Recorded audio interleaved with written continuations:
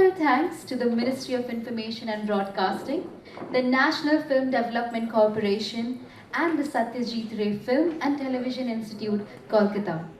This session will discuss the impact of India's rich cultural narratives and storytelling techniques that captivate audiences across the globe. Our distinguished speakers will share the perspectives on creating content that not only entertains us, but also influences.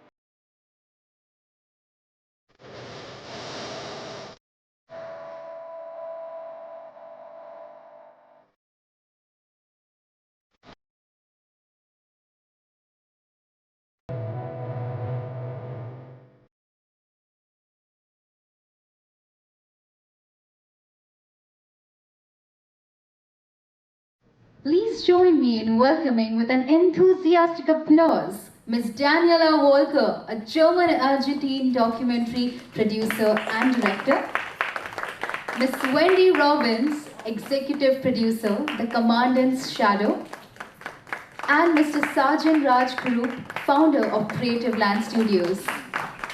And please welcome with them our moderator for this evening, Mr. Mayank Shekhar, a renowned film critic, writer, and head of entertainment at Midday.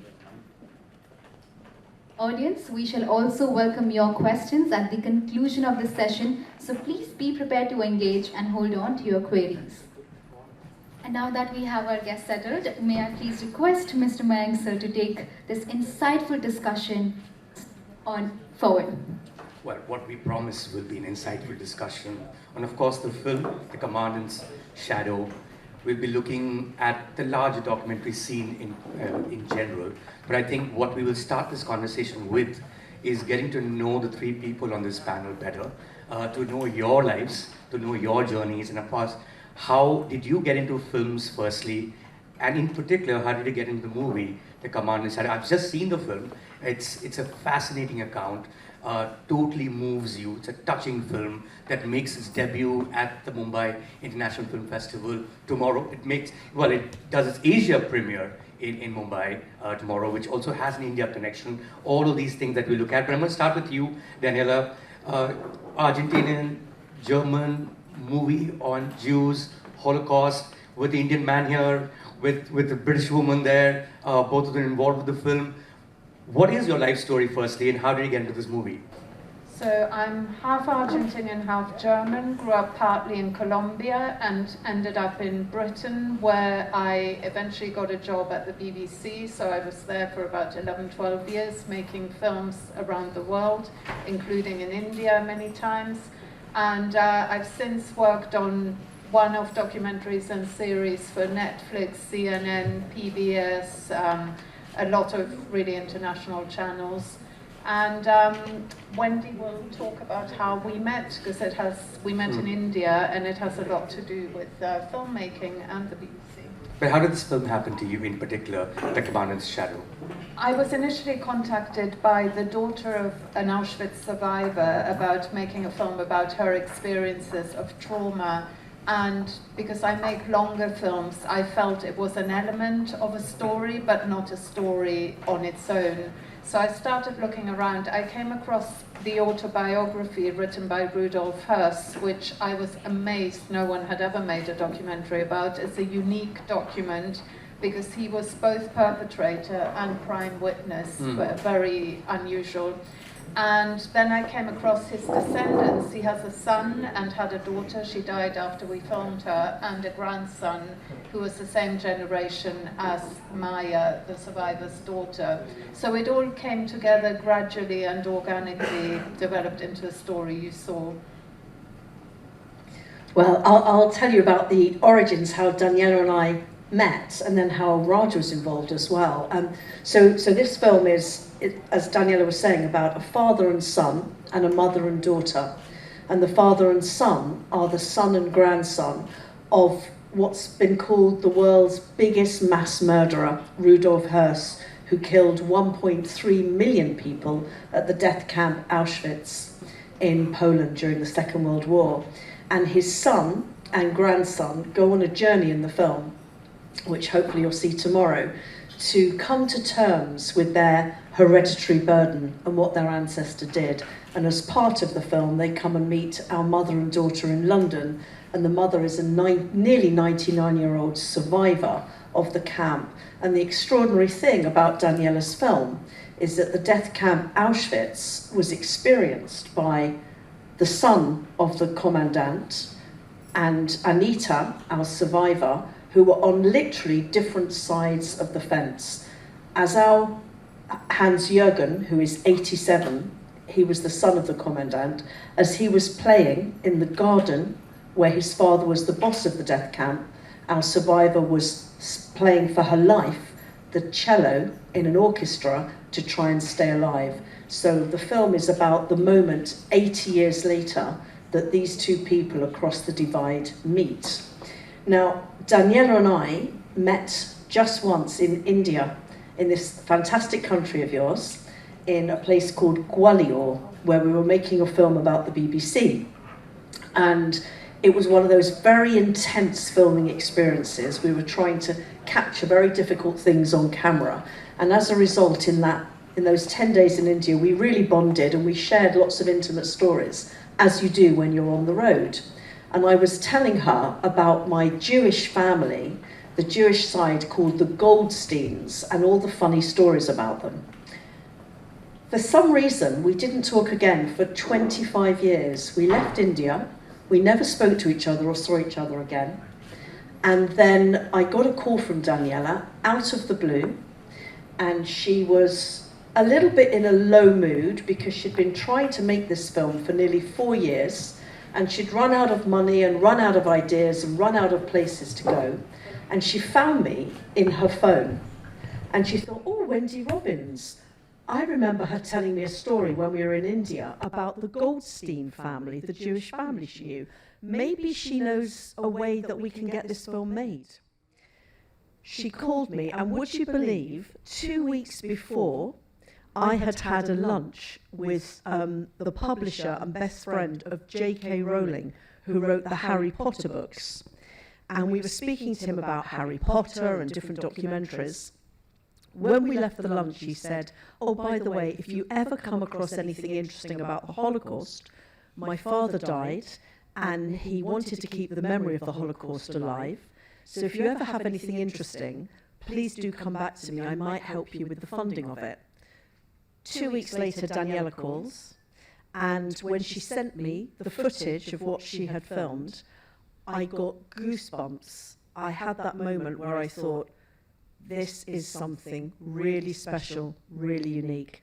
And we managed to get some funding from J.K. Rowling's publisher and agent.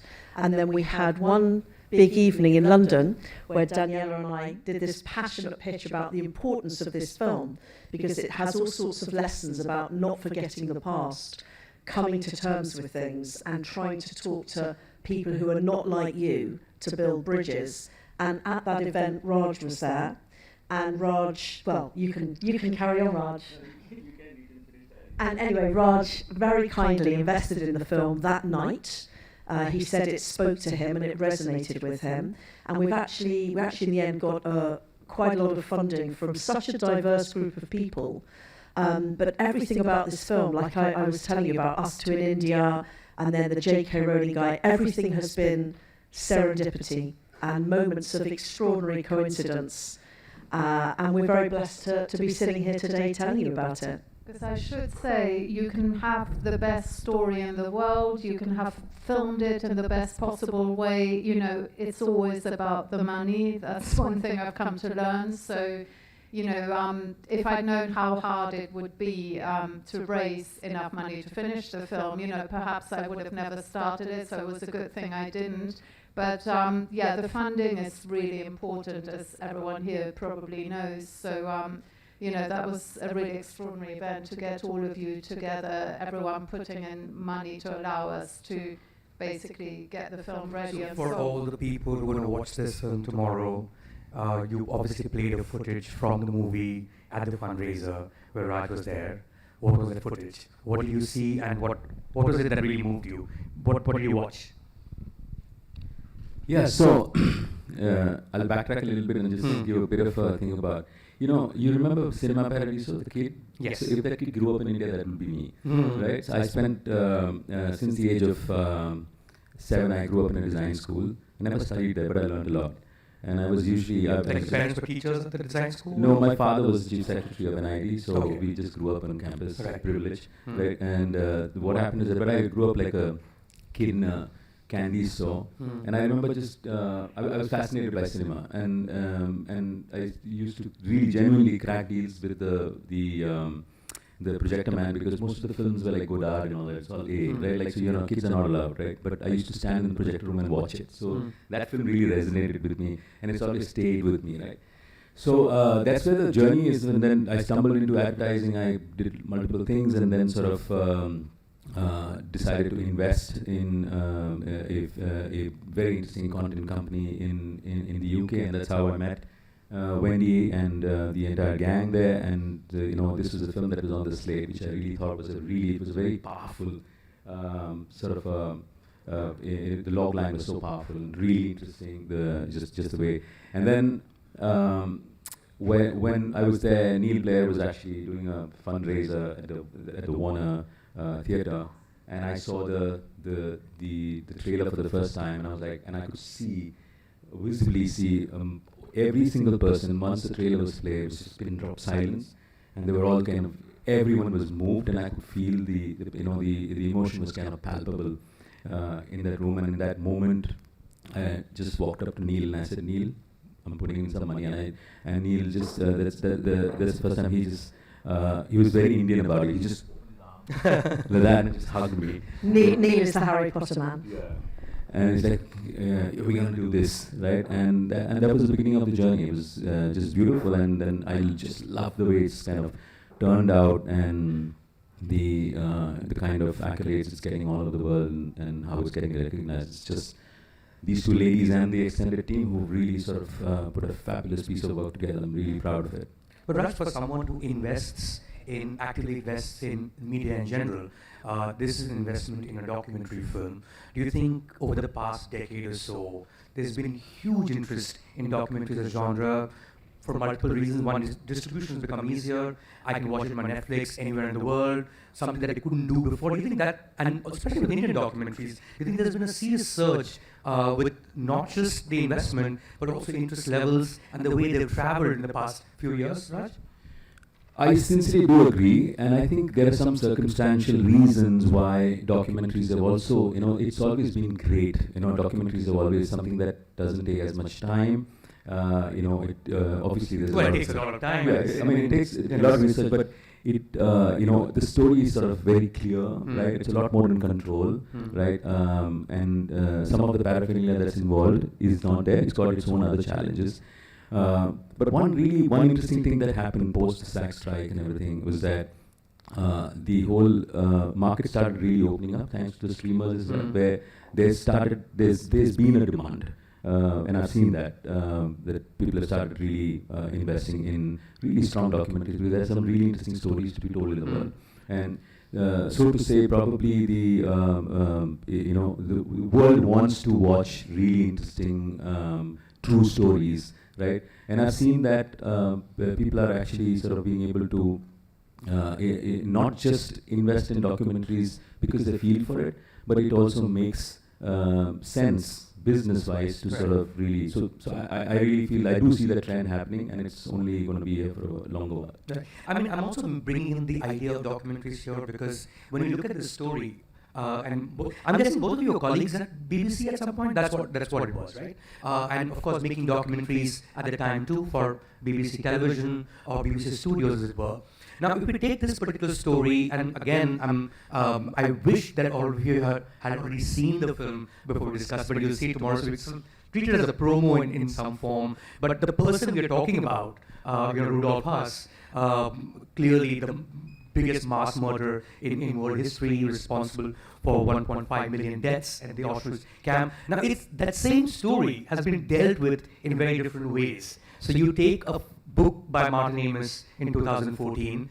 She's inspired by that character, but builds a completely different story. You take, of course, last year, Zone of Interest. Zone of Interest was also the Martin Amis novel, where Jonathan Glazer takes that same story and builds another narrative.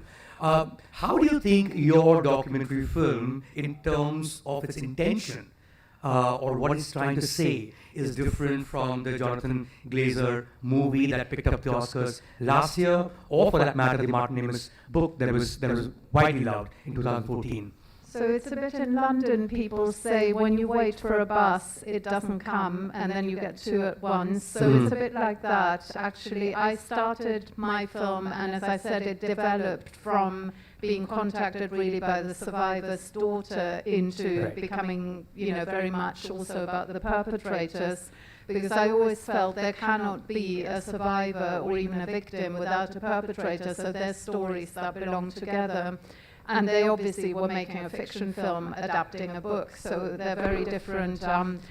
My documentary really deals with, almost an entire century, and the fiction film deals with the year 1943 and a few months of 1944.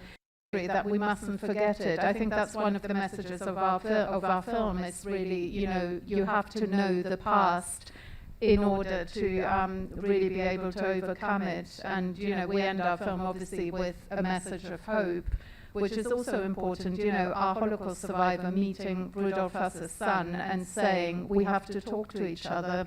That can be applied to all sorts of other conflict situations. I think another key difference, obviously the film with Jonathan Glazer and our documentary cover the same family, who were the only civilians living in Auschwitz at the time. As Daniella says, we cover a longer period. But the other differences, I think, are, one, the house that the Hearst family lived in is actually still there. Now, in the Zone of Interest, Jonathan Glazer and the team didn't get access to it. They built another house. Daniella here actually got into the real house. There was a Polish family living there, and she persuaded them to let us film. So taking, as you'll see in the film tomorrow, taking the son of Rudolf Hearst back to his actual home, letting him go back to his bedroom, where he remembers seeing chimneys from his bedroom window, which actually were the crematoria, where his father was burning over 1 million people, is actually quite something.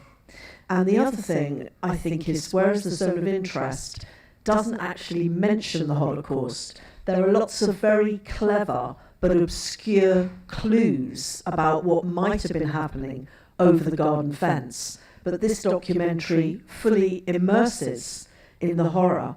Daniella has found the most extraordinary archive, some of it unseen before, so you're left in no doubt of what was happening on the other side of the garden fence. And we're living in a time where the world is very quick to deny atrocities that happen around the world very quickly, as we've seen recently with October the 7th. And the level of ignorance about things like the Holocaust and what human beings are capable of doing to each other is very high, particularly among young people. So to have a documentary like this that leaves you in no doubt of what happened, and then cleverly to have the actual son of the perpetrator reading his father's own words and saying, I didn't realise my father was doing this, but these are his words and it must be true, really gives you a chilling effect and leaves you in no doubt of what really happened. And just a little word on this manuscript, because I think it's an incredible story, and it's one of the things that made me have my goosebump moment when Daniella called me after 25 years of not seeing her last time in India. Before he was executed, a few weeks before he was executed, Rudolf Höss was in prison in Poland, and one of the guards gave him a pen and paper and said, look, just write your life story. And he wrote everything that had happened, literally from being born, from Himmler, Hitler's deputy, approaching him and asking him to find a concentration camp where they could exterminate many, many people. He writes the whole thing down, and it's weeks before he's executed. And Daniella, tell me what you told me about that, the true crime with the perpetrator. Yeah, I sort of saw it almost like a true crime story in which the criminal wrote his deathbed confession, and that's why I could not believe no one had ever picked up on this document. I found it fascinating that the son wasn't aware of this book. And is that even possible? And apparently the book was lying in his house. I mean, don't treat it as a spoiler. It's still as interesting a film, even if you know this fact. But did that really happen? I mean, the son did not know that the father wrote an autobiography. So Rudolf Höss's son knew that his father had done something terrible. He had, he knew he was the boss of Auschwitz, as he called it, and for that he was executed. What he refused very consciously every day for most of his life was to actually look at what exactly he had done, because his father didn't just run a death camp, he imagined it. So he was told by Himmler, you have to exterminate a large part of Europe's Jews, work it out. So he did, he created this apparatus of death, and he was then outside the gas chambers, crematoria, on the ramps when transports arrived, and he wrote it all down. So his son, I think, possibly as a way of protecting himself, just ignored this for the rest of his life, for his life, until I came along, really. It was like a really massive skeleton in the closet, just something he knew he didn't want to go there. Right. One of the most poignant moments, I think, of the film is because, obviously, his father, before he was executed, wrote to our contributor when he was 8 years of age. He wrote him a letter, as you'll see in the film, my darling little boy. He was 9. It's just going to be you and mummy now, and I'll always, please keep your affectionate nature. And I think one of the hardest things for our contributor is the fact that he knew his father as a very different person. The world knows Rudolf Höss as the murderer of 1.3 million people. His manuscript, which has been turned into a book, is full of agonizing evil. Yet this man, who Daniella spent 3 or 4 years interviewing, knew his father as a very loving family man. He would be putting women and children into the gas chamber, literally throwing children in, and then would go home and cuddle our contributor, read him stories and bath him and play in the garden with him. And that is such a strange thing. If you're that child, imagine trying to come to terms with such a different person than the one you grew up with. One standout thing about it, and what makes this documentary really unique to me is the fact that usually stories are told about a time, but there is a paradox of time in this one. It's a story about another time told now, and the story unfolds as it happens between two people who were there then. That's very unique. It's not just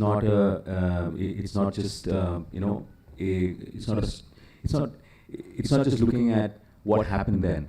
It's about what's happening now between two people who would have never met then, right? So that the whole time dilation that's happening is what is extremely unique about the way the story is being told. Also, when you mentioned earlier about how when they did the pitch, and there were all these potential investors, the 3 people who came up and raised their hands was a Muslim, a Hindu, and a Catholic person. It's that universal, you think, Raj, especially for you who got involved in much later, this is a story that can happen anywhere in the world. Of course, Holocaust will be unique in the sense that I hope it never happens ever again, and we'll get into whether it will, because that's also the central question in the movie itself. But do you think there is something about stories like these, because ultimately evil is also a person, and that person can exist anywhere at any point in time. Is that what drew you to the subject? So, I mean, I like the way you're looking at it. I just say, I feel that to me, it did not matter where we came from. I think it was quite, the room resonated, and it just so happens that 3 people came from 3 different parts Right, of the it's a world. coincidence. It's a coincidence, right? I think we're all, finally, at the end of the day, there are stories that need to be told. There are stories, unique aspects of the stories need to be seen. I feel that there have been many stories about Holocaust. Way too many, and dealt with it in very different ways. Like, Jojo Rabbit is very different from A Life is Beautiful, is very different from a Schindler's List, and it's the same. Yeah, but yet there was a perspective which was not seen ever, right? Which was being beautifully brought forth by the Command and Shadow. And that's what, I mean, I think the perspective is what really moved everybody, because there are 2 sides, both sides exist, and both sides have their own narrative, and they both have their facts, and they both the truth. It's only when many years later, when they meet, there is some sort of a conclusion in their head, and that's what's beautiful. I think it's the perspective which this documentary brings together that makes it so So people unique. coming face to face, almost like a closure in some form. I think for the audience, from Indian perspective, the one film I can think of is actually 3 short documentaries called Rubaru, which Amir Khan produced, which is again like a perpetrator and a survivor meeting, including 26/11, the attacks that happened here. What I find very interesting here is the fact that you mentioned contributor when you refer to people in the film. It's kind of uncomfortable sometimes when they're referred to as cast, right, or character. Take us through the process of making this, because especially when you're filming something as sensitive as this, are there portions in the film that you would not keep because it's just going too dark as a territory? Are there portions that you did not want to keep for other reasons? Are there things that we have not seen in this film, that we will not see in this film, that you wish was there or you chose not to keep? Well, we had to, obviously we're already over an hour and a half, and I do watch a lot of other people's documentaries who send them, and I'm part of a mentorship program, so very often films are too long. So I basically had to just cut a lot of things, not because they were too dark, but because people would eventually sort of find the film is too long. And one of them was the backstory of the Hearst family, because Kai, the grandson of the commandant, and his father, the son, hadn't really seen each other for many years. Is that so? They were out of touch for 30 years, then reconnected, and then didn't see each other for another 5 years. And I came along for that meeting, and I found it interesting how trauma in the past, when something in the family is unresolved, it can create a sort of distance. But it was one theme too many in a way to explore. Even in an hour and a half, you can only tell a certain number of stories, right. And that was just too much.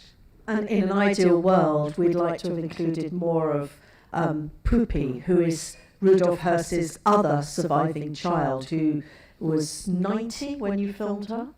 And that was, Raj was talking about the different perspectives in the film, and I think when you'll see it, you'll agree it's very multi-layered, and the perspectives are sort of like 360 degree. And one of the unique perspectives, and I'm told by Holocaust historians that this is the first time this has been captured on film, are 2 surviving children of such a senior Nazi. So Hans-Jürgen, our contributor, for want of a better word, Yes. goes to America, where, again, with that distance of trauma, he hasn't connected with his older sister, who he played with in the gardens of Auschwitz for 55 years. And Daniella films this extraordinary reunion of these 2 siblings, who almost immediately return to their 7 and 12-year-old selves. They're 87 and 90, actually, I think she's a little bit older. They're regressing to their childhood games they used to play. Hans-Jürgen, the son of the commandant, even wears a a silly hat he used to wear when he played with his sister. And the sister is very much not on the same journey as her brother, who's now read the book and has faced up to his past. She is like, Mummy and Daddy were wonderful, and she wouldn't hear a word against them. And Daniella offered, as the kind filmmaker, many chances for her to say something, either something to condemn the Holocaust or something to condemn what her father did. And she was quite resolute in, we had the most wonderful mother and father, and I think my dad was very strong, and he had to do this. And she even utters the extraordinary line, if my father killed so many people, how come there are all these survivors?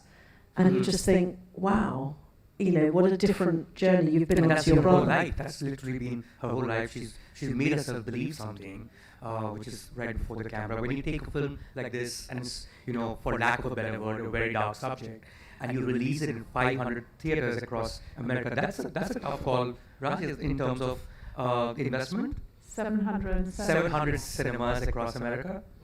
I think one is a huge. I think they believe quite a bit in this piece of work, and the theaters that we got is kind of testimony to how strongly they believe this film needs to be watched and seen and shared. So I'm very happy that it's got the number of screens. Did the zone of interest help you also gain interest levels higher for this film because of how big that film became last year? I think this film journey has been such a journey of serendipity, right? From the story of how they met, right, to to things happening. I mean, and the example that Daniella was giving, when sometimes when a bus is delayed, it's for a reason. We couldn't be happier that somebody like Jonathan Glazer took a subject like that and actually sort of in another world, in a parallel world, decided to do that.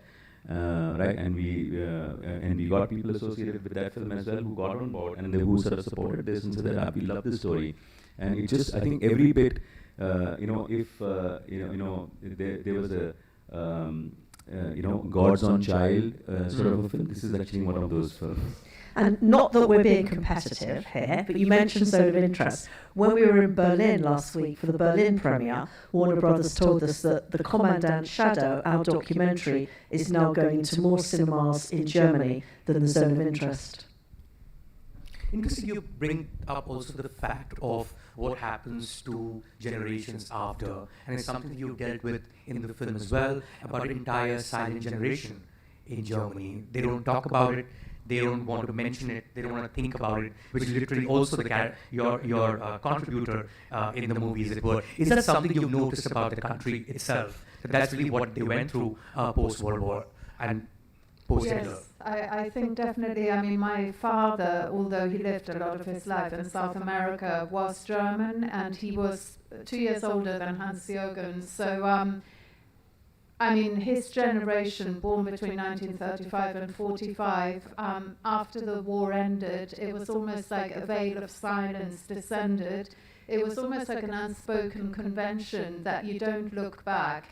And of course, someone like Hans-Jürgen or the entire Hearst family, they didn't want to look back because the world they stood for no longer existed, and it was now, a terrible thing to have been associated with it quite so closely. So I think it wasn't until the 60s and the advent of, the leftist brigade, the Baader-Meinhof, the Red Army faction, that was a generation that suddenly looked at their parents and said, what did you do during the war? So I think it took certainly about 2 decades until people started, to some extent, engaging with the past. But this sort of deep analysis, someone like Hans-Jürgen, even then could not bring himself to confront his past. I think as they become very much older and face their own mortality, some people feel it's something they need to tie up loose ends.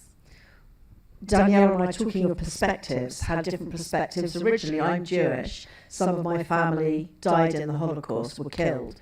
Daniella's non-Jewish German. And when I first met Hans-Jürgen, the son of the commandant, I didn't feel hostile towards him, but I felt, why has he shown no curiosity to meet Jewish people? Or why has he not tried to put any light in the world, given that his father caused so much darkness? Now, obviously that's not his responsibility, it's not his fault.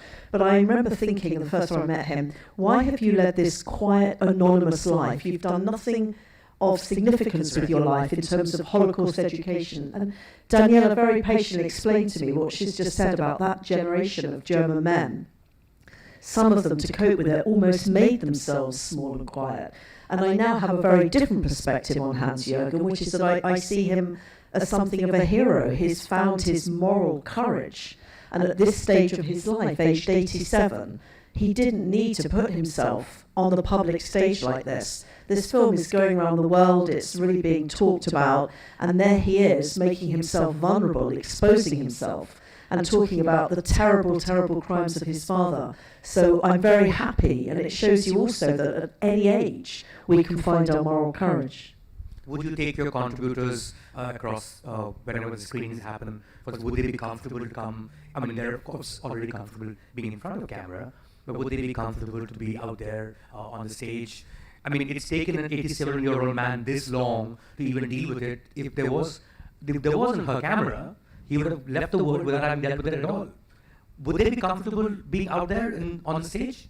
Yeah, mainly they are. Hans-Jürgen, the son, spent a few months in hospital, so he came to our Berlin premiere, but he wasn't quite strong enough to be on stage and talk publicly. You know, that is something that you have to get used to. But he was definitely there, and because I've interviewed him so many times over such a long period of time, I felt quite confident answering for him because I know what he would say. And believe me, it took me a long time to actually draw out proper, useful information. When I first interviewed him, I went with a German cameraman who said to me as we were packing up, forget it, there's no story here. He didn't see anything, can't remember anything, doesn't talk. You know, he said yes and no pretty much. So let's go home. But you know, sometimes you have a nose for a story, and I just thought if I stick around for long enough, you know, there will be something really worthwhile. And you know, just the fact, I mean, I'd like to say, because documentaries, for them to get like a general release in a cinema is extraordinary. I mean, that Warner Brothers is just such a vote of confidence that, you know, we're getting basically the same release of Dune 2, you know, in terms of or Barbie. the reach. Or Barbie.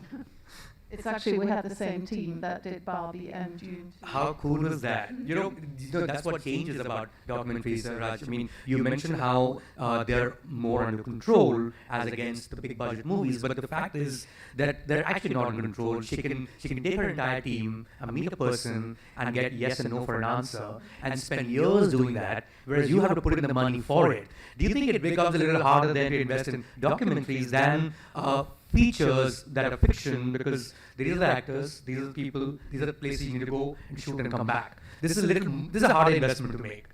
Oh yeah, for sure. Like, but that's something. When there's a story, and what Daniel just said, once you know that there's a nose for a story, I think you're always betting not just on you're betting on the filmmaker.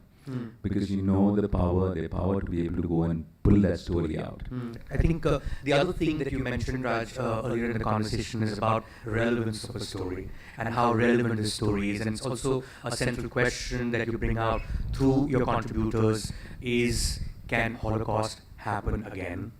One. Second, we've already seen levels of violence that I think may be unprecedented from the time of the 40s. In any case, as we speak, there are two wars going on, whether it's Hamas and Israel or what's going on in Gaza. I want you to sort of delve into that aspect of the film and of the world we live in, because that's really where the movie is going. What do you make of Gaza? What do you make of what happened in Israel? What do you make of the current political situation? And how does one stop this cycle of violence, according to you, as an artist, as a filmmaker? So I think, I mean, our documentary has its own time and space, and by the time October the 7th happened, for example, we were about to send a cut to HBO, who we had a sort of first refusal with. So I think it got delayed, and we started thinking, how can we sort of in a way reflect, as you say, the biggest, anti-Semitic incident, a pogrom really, in our film without, in a way, stepping out of the time and space it deals with. So we went back to, I went through the interviews, and interestingly, Anita, who obviously lived through it the first time round, she kept saying to me, something like the Holocaust could happen again. It would look differently, but it could. And she sort of said human beings just behave atrociously badly. So it was interesting that she made it about how we are as humans.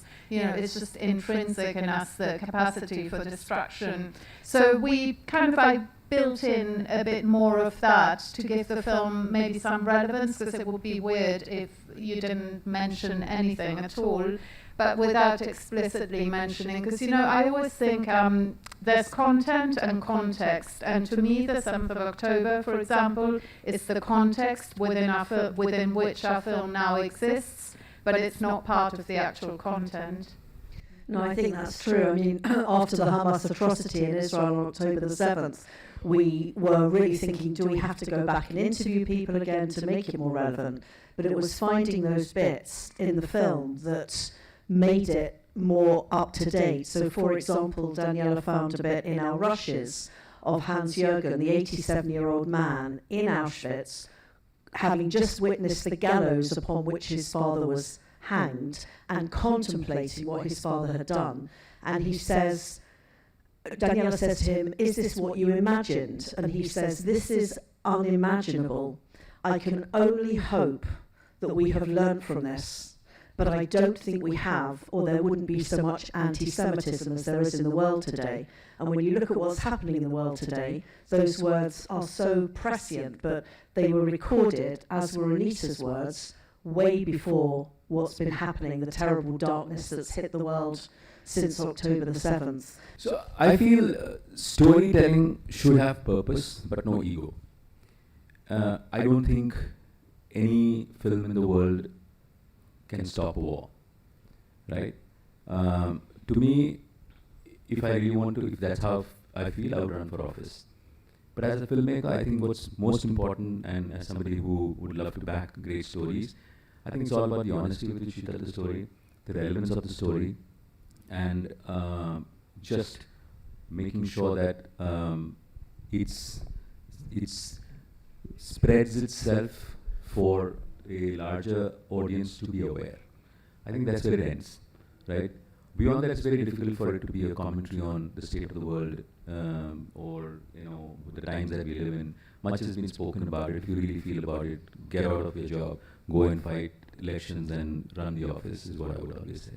Well, also it's a story that is in every way possible, a mirror also of the times we live in. That's what all great stories do. This has been a great storytelling session from all of you. This has been a fascinating discussion. Thank you everyone for being here. And of course, please look forward to the film. I'm definitely going to watch it again as Command and Shadow makes its premiere, Asia premiere in Mumbai tomorrow. Thank you very much. Thank you. Thanks so much. Well, thank you so much for sharing that beautiful story and such an insightful session. With that, I would now request Mr. Prithul Kumar, Joint Secretary Broadcasting, Ministry of Information and Broadcasting, and Managing Director, NFTC, to felicitate our guests.